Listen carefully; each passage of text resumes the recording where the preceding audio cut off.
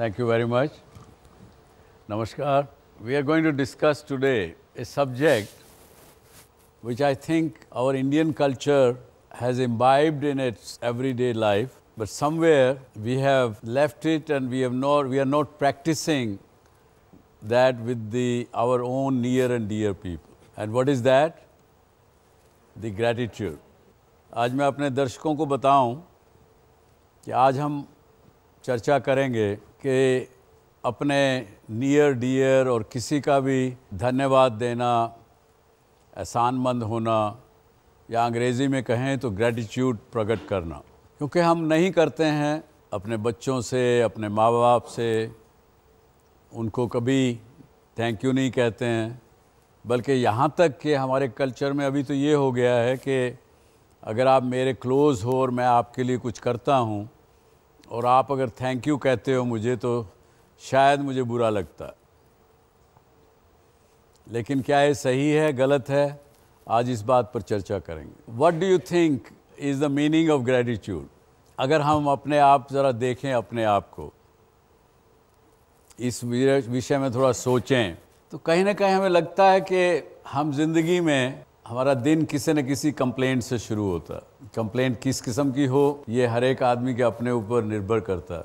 किसी दिन आप अगर देर से सोए हों, रात को पार्टी वार्टी पब में ज़्यादा लंबा टाइम गुजारा हो, और सुबह क्योंकि उठना है, क्लास में पहुंचना है, and your faculty person who is taking the class is very strict, then you don't want to get up in the morning, but you say, oh my God, why I have to do this?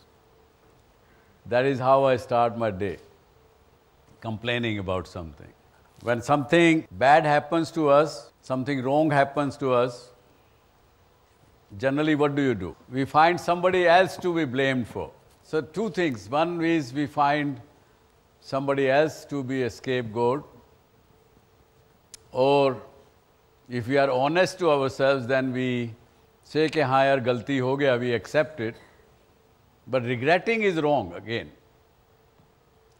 I would advise don't regret. Accept that yes, मेरे से गलती हुआ, इसकी वजह से it didn't work out, I didn't succeed. Let's move on. I'll improve. Regret करना गलती हो जाएगी. If you don't find somebody else, then that God is always there to blame. That's good. That's what I was waiting for. God is always there to be blamed, or even to give credit also. When we don't find anything, then we find God. कोई आदमी accident से मर गया road पे, वह भगवान का ऐसा ही मर्जी था। ये नहीं देखते कि अरे वो गलती से ठीक से रोड क्रॉस नहीं कर रहा था। Does it lead us anywhere? The regret or finding somebody else as a scapegoat, it doesn't help us. And then what is the human nature? What we do next? We usually do the same mistake again and don't learn from them. We don't. We continue to do that. Next, when we move, we have lost that what expression of gratitude can do to you and to your environment around. It can make life much, much more beautiful, much more meaningful. And let's discuss how.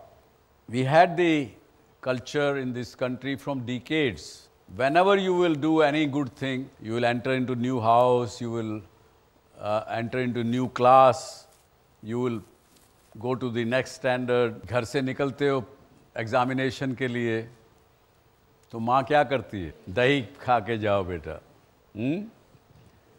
मुझे याद है पिछले दिनों very successful band in Mumbai. They have made big to the charts. Very hip hop, pop culture. Mother ने ज़बरदस्ती pressure किया कि no दही खा के जाना। क्या यार, माँ तो पता नहीं बड़े पुराने विचार किए, दही खाऊंगा, ज़ुकाम पहले हुआ है, क्या करेंगे? चलो पर ट्रेडिशन है, माँ ने कहा तो खा के गया। Very successful show. Then they talk amongst themselves. यार कुछ भी मानो, हमारा ट्रेडिशन में दम तो है। आप कुछ भी पूजा शुरू करते हैं, पूजा कहिए, चाहे इवन जो other Hindus do the puja, Christian होंगे तो they will go to the church, they will also pray to the deity. Muslim honge to they will do other kind of way of working. But majority of this country's tradition is कुछ भी काम शुरू करेंगे तो शुरुआत कैसे होगी? पितृदेवो भव, ग्राम देवता भव, ओम सो एंड सो, सबके नाम लेंगे, यानी यहाँ तक पेड़ पौधों के नाम लेंगे, क्योंकि ये सोसाइटी थी ऐसी जो एनवायरनमेंट को बड़ा प्रोटेक्ट करती थी. This was another way of gratitude ना. हम भूल गए और वेस्ट तो खैर जानता ही नहीं था इन बातों को. उन्होंने दूसरे रूप से किया. इसमें उन्होंने क्या कहा, बोलो यार ऐसे तो लोग कोई सोचेंगे नहीं, कुछ करेंगे नहीं. मदर डे डिक्लेयर कर दिया, फादर्स डे डिक्लेयर किया, मदर इन लॉ डे भी है वहाँ यूएसए में. Like that, there are 27 days they have. They have to be reminded to thank. जब हमारी ट्रेडिशन है हम उसको भूल गए. Anyway, I would like to thank somebody here who we have captured, who has done some good thing in life for this society and have become a change agent. I'm sure you would like it and you will also want to become one of the change agents. Uttar Pradesh के बलिया जिले में बसे करीब 3 लाख लोग पिछले 15 सालों से पानी में आर्सेनिक की अधिक मात्रा होने के कारण कई बीमारियों से जूझ रहे थे. कई तरह के चर्म रोग और पेट की बीमारियों से ग्रसित इन लोगों ने कई बार सरकार से गुहार लगाई, लेकिन कोई फायदा नहीं हुआ. सरकार ने आर्सेनिक को साफ करने के लिए प्लांट्स तो लगाए, लेकिन न ही कोई इनको देखने वाला आया और न ही कोई सफाई करने वाला. और आर्सेनिक की मात्रा इस पानी में भी ज्यों की त्यों रही. जब सब रास्ते बंद होते नजर आने लगे, तब कुछ गांव वासियों ने ही खुद ही हालात बदलने की ठान ली और कनाडा से आए एक साइंटिस्ट के मार्गदर्शन से बलिया के एक गांव में रहने वाले विनोद शाह ने सीखा पानी को आर्सेनिक फ्री करने का तरीका. 5 किलो बेसिंग में करीब 40-45 छेद होता है जो हम लोग करते हैं बारीक बारीक, और जो है उसमें 5 किलो कांटी लगभग हमारे बेल्ट में बताया गया है कि कम से कम गंगापुर क्षेत्र में 5 किलो कांटी उसमें डालना पड़ेगा, तभी जो है आर्सेनिक मार सकता है. कांटी को दबाने के लिए कम से कम मैंने 10-20 टुकड़े ईंटे को उसमें हम डाल देते हैं. चाहे कितना भी गंदा पानी उस बेसिंग में हम डालते हैं तो वो छान करके आर्सेनिक जो है युक्त पानी दे देता है. फिर क्या था, विनोद ने इसी तरीके को बलिया जिले के हर गांव, हर घर तक ले जाना शुरू किया और गांव के लोग भी इनके साथ जुड़ते चले गए. महज एक बाल्टी, बालू, ईंट और लोहे के कांटों से घर घर में आर्सेनिक क्लीनिंग प्लांट्स बनते चले गए और स्थिति अब सुधरती नजर आ रही है.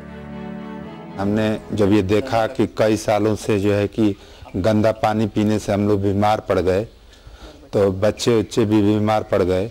उस कारण से मैंने अपने पास भाइयों से कहा कि मुझे एक आर्सेनिक मुक्त कोई फ़िल्टर बताइए.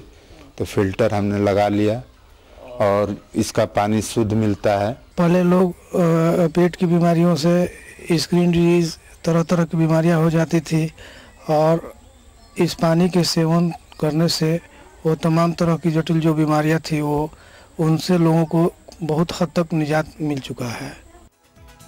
एक सपना यूं ही हकीकत नहीं बन जाता और ये इन लोगों ने समझ लिया है कि सपना अगर एक हो तो साथ मिलकर उसको हासिल करना नामुमकिन नहीं.